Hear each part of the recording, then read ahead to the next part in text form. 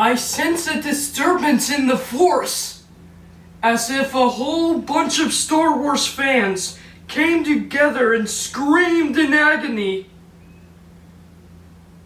What can I say about it?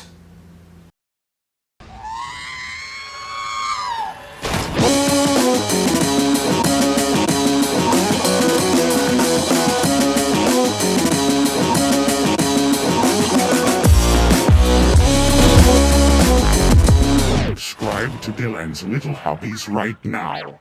Hello guys and welcome back to Dylan's Little Hobbies, and in today's video we are going to be doing a spoiler review. I did a non-spoiler review already.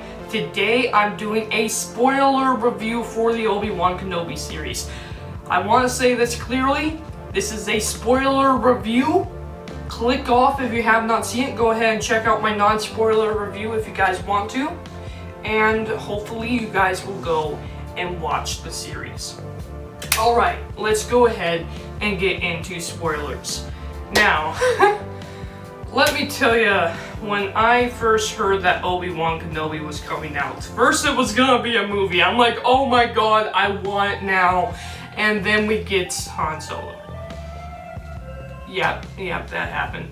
Oh my god, now it's gonna be a show. Great. We're taking the script and turning it into a story. Oh wait, Kathleen Kane took the script and tossed it out the window, and now they're rewriting the show. Wait, what? I was so hyped, so hoping for this quote-unquote movie, now show, and my excitement has diminished over time to the point where now I still feel like I have to control my hype for the show. I have low expectations. I'm still super excited for it, but I'm keeping my expectations low and just enjoying the show. Now it sucks because I have to keep my expectations so low because it's Star Wars. I mean, I want my expectations to be high in Star Wars, but I have to admit this. So far, so good. I was so worried that what they were going to do with the Obi Wan Kenobi character, especially because his master, Qui-Gon Jinn, might not show up in this. I don't think he's going to show up in this at all. Or maybe he'll be a voice at the end of the episode. I don't know. At the end of the series. I don't know. This is only 6 episodes, by the way, which really sucks because to me... To me, I could have had 5 weeks of Obi-Wan, now I only get 4. At the same time, I'm thankful for episode 2 because it was the best. Literally, I gave that episode a 10 out of 10. The first episode, I gave an 8.5. That's how good this series is so far. I'm really, really enjoying it. I was so worried that what they were going to do with Obi-Wan Kenobi, and I'm gonna be honest, I thought because, you know, the Force is female. Oh! I thought that what they were going to do was they were going to do the exact same thing they did to our boy Luke Skywalker. Because it's a female, it's a better character, and so that means that Obi Wan Kenobi was probably gonna be in the slumps. He was gonna lose his way. Probably be really sad, and that was gonna be some random girl character, some random female character that we never met before, but because she's a girl, because she's female, because the Force is female, that the girl was going to inspire Obi-Wan to be a hero again. Blah, blah, blah, blah, blah, blah, blah. I'm so glad that that's not the case. And before you say, oh, I'm just against female characters, yeah, I want to make this perfectly clear. Padme Amidala, she's like my 3rd favorite character in all of Star Wars. I love her. I love Ahsoka Tano. I love Bo-Katan, Hera Syndulla, Satine. Oh my god. Satine's death still gets to me, man. It was Obi-Wan's girlfriend. Satine was a fantastic character. These are Princess Leia. These are fantastic characters, not because they're girls, but because they're just written so well. And I'm really happy with the way this series is going. Again, you want to call the Forces female? Fine, I don't care. But the fact is, don't just have a random character be better than everyone else because she's a girl.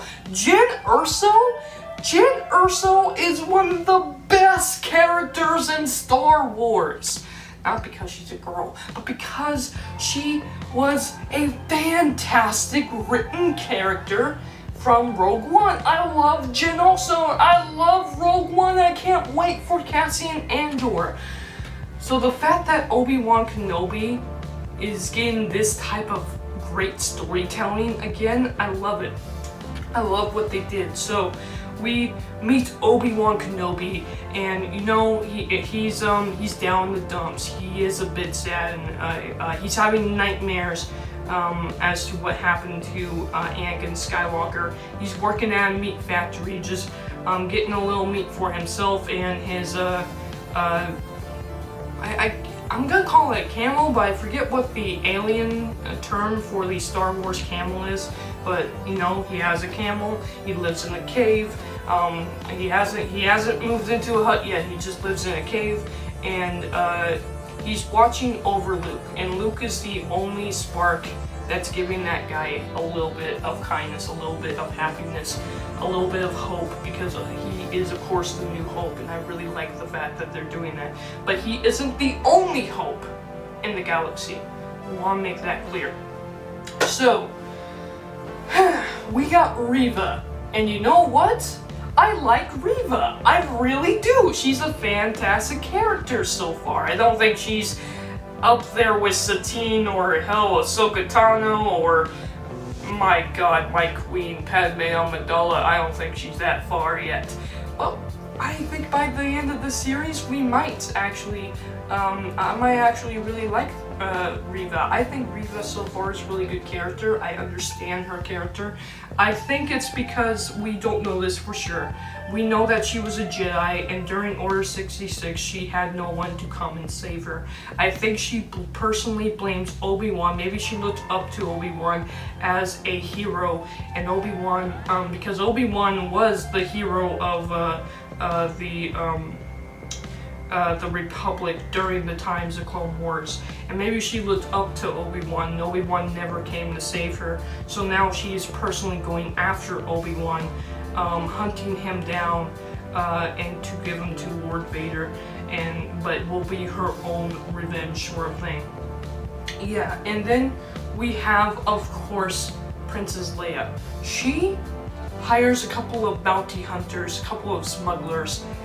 They capture Princess Leia, and I love Princess Leia in this as well. I like the way the child acts. I feel like it's very Princess Leia. She's a little bit snotty, she's a little bit bratty, but she's not necessarily, she's strong-willed and someone you don't want to mess with, and I really love that. She's stubborn, and I feel like that is perfectly, 100% perfectly Leia. It feels like Princess Leia to me. She gets captured.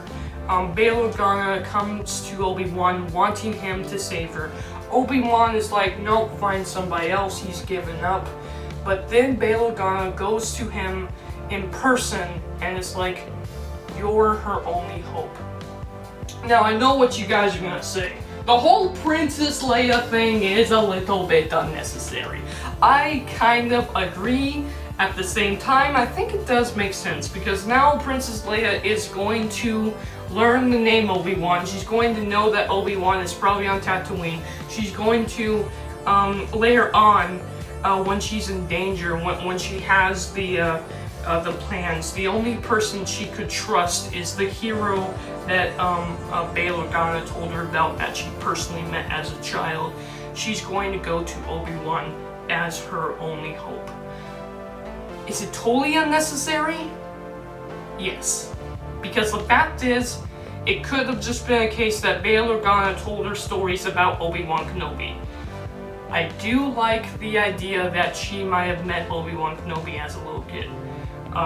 Was it totally unnecessary? Yes, this whole thing is totally unnecessary, but so far, I think it's coming very generally. Hey, if you don't like it, I understand. I understand. I'm not gonna call you a bad fan because you don't like something. Hey, I don't like The Last Jedi, for God's sakes. If you don't like it, I accept it. But so far, I am open to the idea. And so far, it has been good. I've kept my expectations low, and so far they are not only being met, but they're being blown out of the water. And I really feel like out of all of the characters who could bring Obi Wan Kenobi back and give him hope again, it would be either Luke or it would be Princess Leia. And you know, it's not just some random girl character that we never met before that has no hope in the gap. No, it is Princess Leia, one of the best characters in all of Star Wars, that might give Obi-Wan hope again. I like that. I'm with that. And then, of course, we have we have that Vader scene at the end. Whew. Okay, I gotta say this. Star Wars Theory did it first. Yep. They kind of stole Star Wars Theory's idea. With that said, I'm still really happy that they did the whole Darth Vader in the bathtub tank and we see him open his eyes. And yeah, Obi-Wan finding out that Anakin is alive by Reva telling her is so much better than Obi-Wan finding it out at some random bar in the middle of the desert at the same time. Yeah, you just retconned the comic books. Once again, a comic book that I read, so once again, something that I wasted time on because you ended up retconning it. Like here's the thing, the novels, the books, the comic books, the TV shows, the video games, you say that everything is connected and you say that everything means something, and so it wouldn't be a waste of time. I should go and read this stuff. It wouldn't be a waste of my time to better know these characters, to better see what the story is. And yet, time after time, you retcon your own series.